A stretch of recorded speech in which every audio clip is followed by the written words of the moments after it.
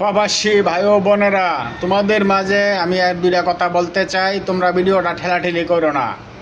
আসলে আমি বৈশা বৈশা একটা চিন্তা করতেছি, সময় থাকতে কিন্তু মানুষের কিন্তু চিন্তা করা লাগে। সময় হারায় গেলে চিন্তা করলে কিছু লাভ নাই। বন্ধুরা, তোমরা যারা প্রবাস খাটতাছো, সময় মতনে কিন্তু টাকা আটকায় রাখবা। যদি সময় মতনে টাকা যদি আটকায় না রাখতে পারো, পরে বৈশা বৈশা চিন্তা করলে লাভ নাই। এই যে মনে করো, আমি একজন প্রবাসী মালয়েশিয়া, হ্যাঁ, আইলাম, ভাবছিলাম যে বাংলাদেশ থেকে 3 বছর থাকাম, 3 বছর থেকে একবারে চলে যাইম। 7 বছর হয়ে গেছে গা, স্বপ্ন তো পূরণ কোনোভাবেই করতে পারতাছি না।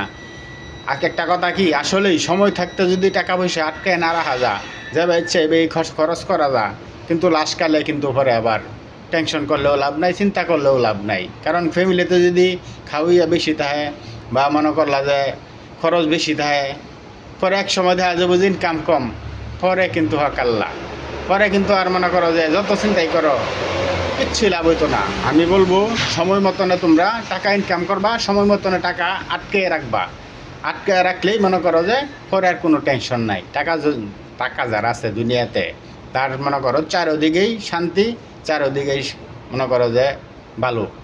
আমি বলবো, তোমরা যারা প্রবাস খাটতেছ, অবশ্যই সময় মতনে সব সময় কিন্তু টাকা ধরা দেয় না। যখন ধরা দিব তখন কিন্তু আটকায় রাখবা, ঠিক আছে? সব খরচ করে লইব না।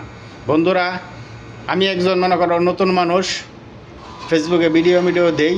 তোমরা আমার ভিডিওটা গেলে অবশ্যই তোমরা আমার একটু সাপোর্ট করবা, ঠিক আছে?